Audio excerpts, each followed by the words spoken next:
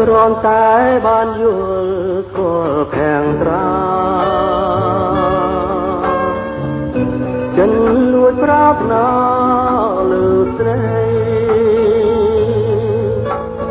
គេងក៏មិនលក់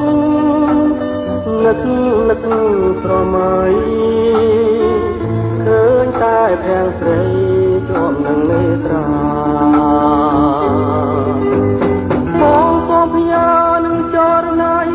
វាមួយយ៉ាងខ្លីគឺជាកាញ់ក្តីស្នេហាសូមអូនមេត្តាដល់ចន្ទរៀមផងតែបំណងបងស្នេហ៍តែបលែងស្មានទៅពីស្អី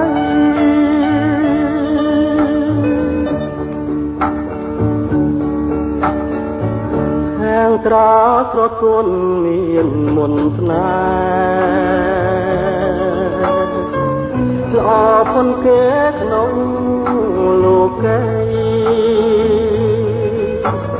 បើសិនអូនព្រមរួមពីសម័យចរណហើយកែគុំព្រួយចិនដាបងសូមច្រៀងចម្រៀងស្នេហ៍ច្រៀងថ្នមបំពេប្រលឹងដែលរៀងស្នេហ៍មកដល់កាលណាសូមចិនដាចាក្រណី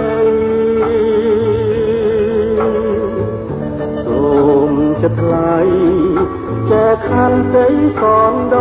ងតស្នេហ៍របស់ប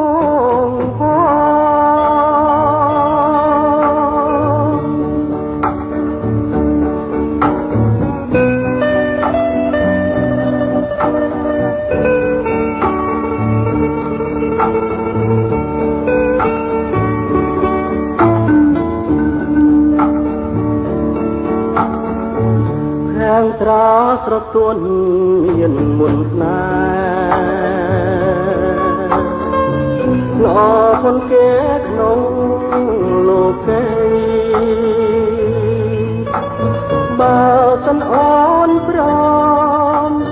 រួមពីសម័យចរណហើយកែគុំព្រួយចិនដា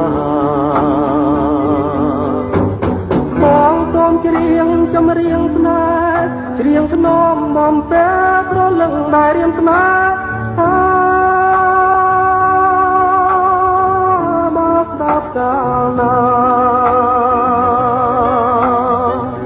សូមចិនដាចែកប្រណីសូមចិត្តថ្លៃចែកខន្តីសនដង